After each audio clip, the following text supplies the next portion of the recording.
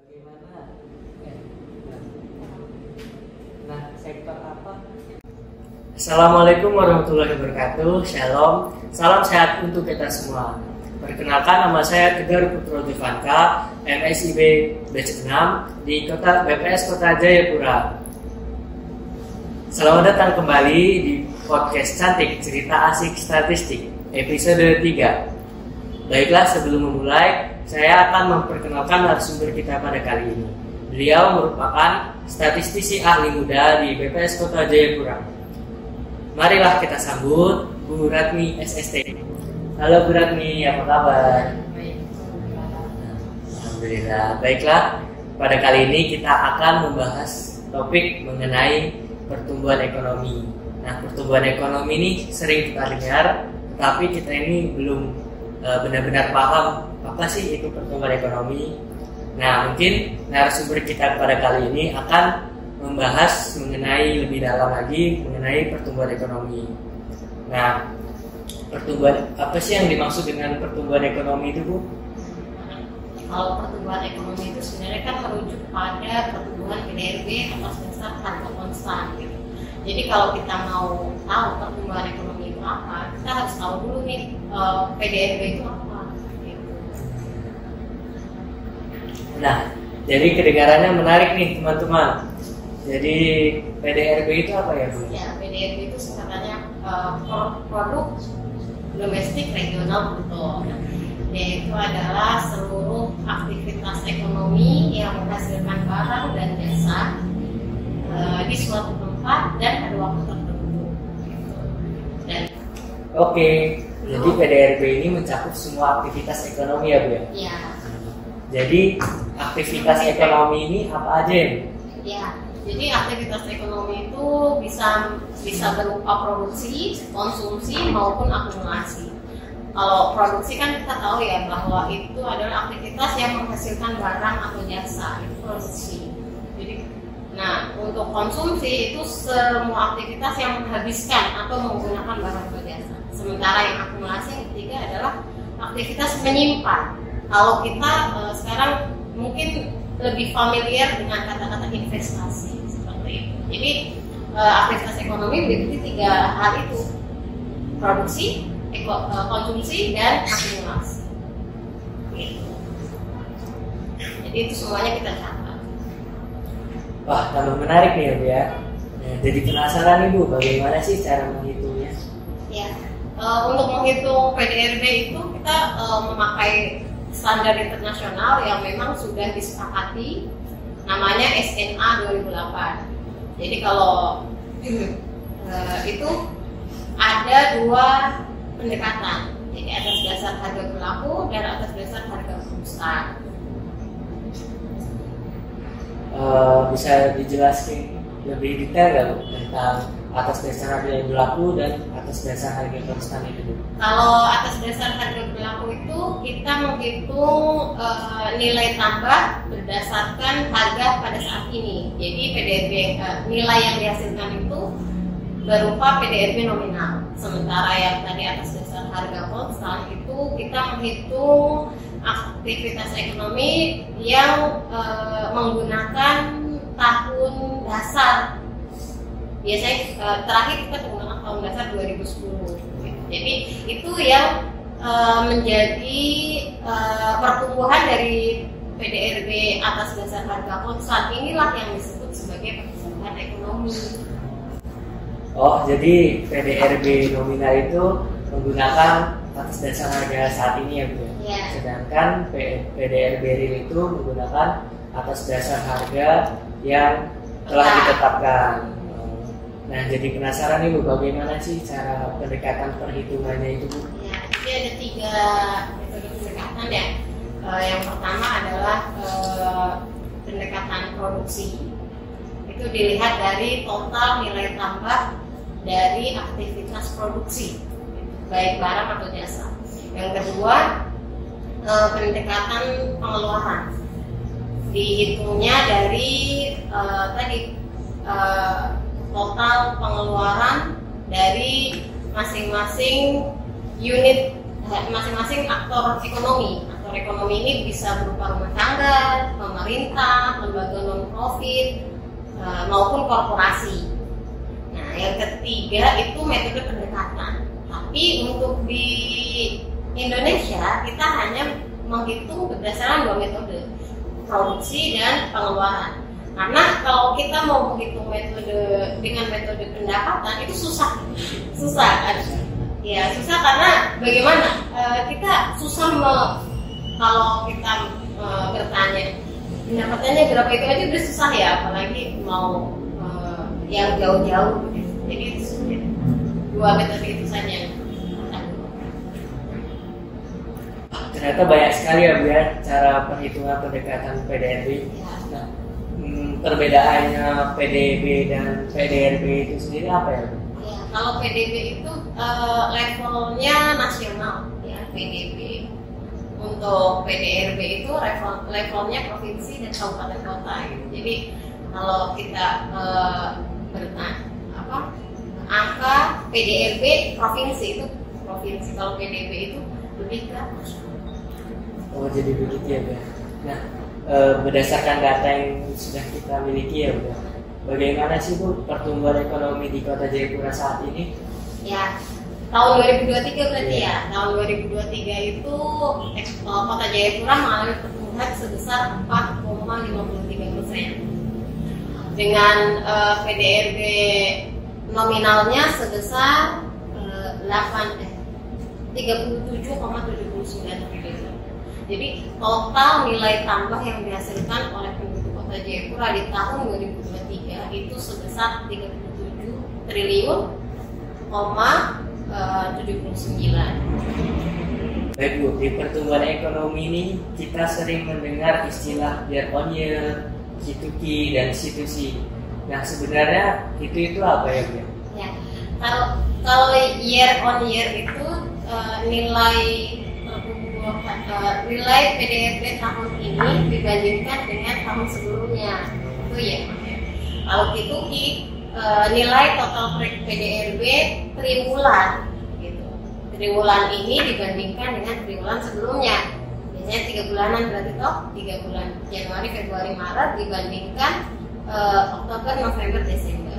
Itu G2G. Yang satunya tadi situsi. Jadi kumulatif triwulan 2 dibanding tahun ini dibandingkan kumulatif triwulan 2 tahun yang lalu. Jadi misalkan kumulatif dari triwulan 1 dan 2 berarti PDRB nilai PDRB Januari sampai Juni tahun 2023 dibandingkan dengan Januari sampai Juni tahun 2022 itu situsi triwulan 2. Jadi tadi Ibu bilang pertumbuhan ekonomi di Kota Jayapura tahun 2023 tumbuh sebesar 4,53%. Nah, itu apakah year on year, G2G atau situsi?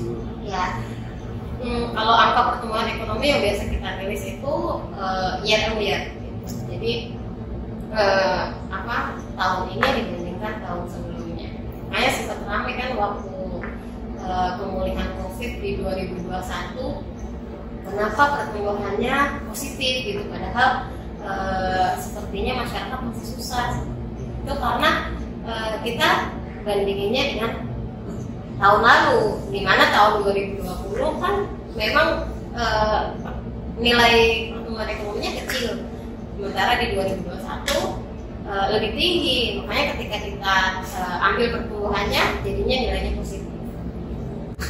Bisa dijelaskan lebih detail Bu bagaimana perkembangan pertumbuhan ekonomi di Kota Jayapura ini dari tahun ke tahun? Ya, kalau dari tahun ke tahun berarti kita tarik 5 tahun terakhir ya. Berarti dari tahun 2019 pertumbuhan ekonomi Kota Jayapura ada di angka 4,95. Setelah itu di tahun 2020 kita masih ingat ada pandemi COVID. Kota Jayapura juga terdampak sampai pertumbuhan ekonominya terkontraksi menjadi 3,24. Di tahun 2021 pertumbuhan ekonomi Kota Jayapura berhasil pulih dengan adanya upaya pemulihan ekonomi dan adanya intervensi dari pemerintah berupa penyelenggaraan PON dan PEPANAS waktu itu. Akhirnya pertumbuhan pertumbuhan ekonomi Kota Jayapura naik menjadi 3,17 di tahun 2021.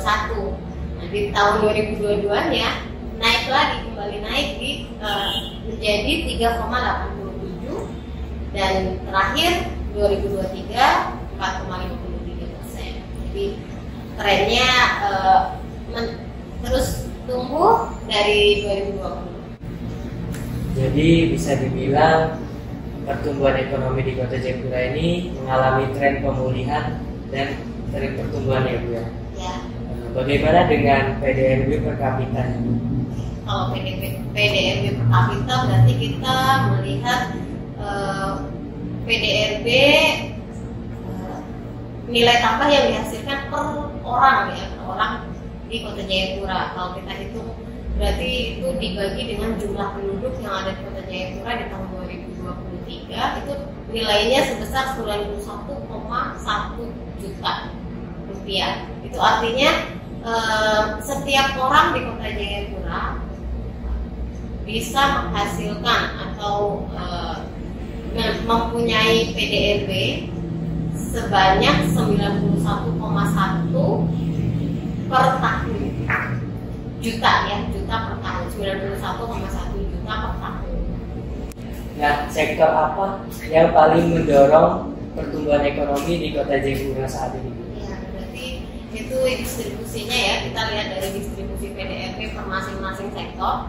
Kalau kita lihat itu yang pertama paling besar mempengaruhi PDRB Kota Jayapura adalah konstruksi, yang kedua perdagangan. Itu dari distribusinya. Tapi kalau lihat dari pertumbuhannya,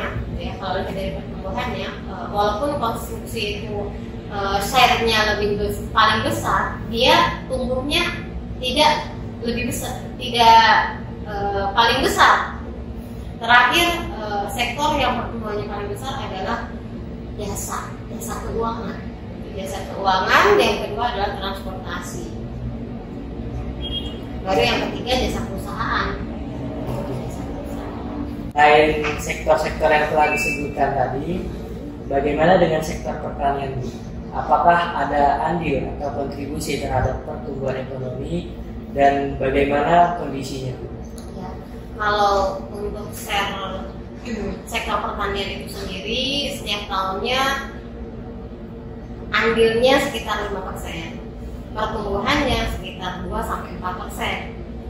Tapi kita perlu lihat lagi di dalam sektor pertanian itu ada 3 subsektor, yaitu pertanian, peternakan, dan jasa pertanian. Yang kedua kehutanan dan perburuan, dan yang ketiga perikanan. Kalau kita lihat lebih dalam dari 3 subsektor ini, yang lebih dominan mempengaruhi sektor pertanian adalah perikanan, sampai 80% sebenarnya. Jadi lebih dominan subsektor perikanan dibandingkan 2 subsektor yang lainnya. Baiklah, dari penjelasan yang dijelaskan oleh narasumber kita, maka dapat kita tarik kesimpulannya bahwa pertama, PDRB merupakan total nilai dari seluruh aktivitas perekonomian, baik dalam bentuk barang dan jasa. Aktivitas ekonomi itu dapat berupa konsumsi, terus akumulasi dan produksi ya Bu.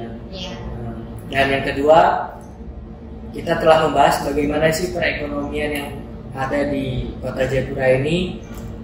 Pada tahun 2020 itu perekonomian di Kota Jayapura pernah mengalami kontraksi sebesar 3,24% secara year on year.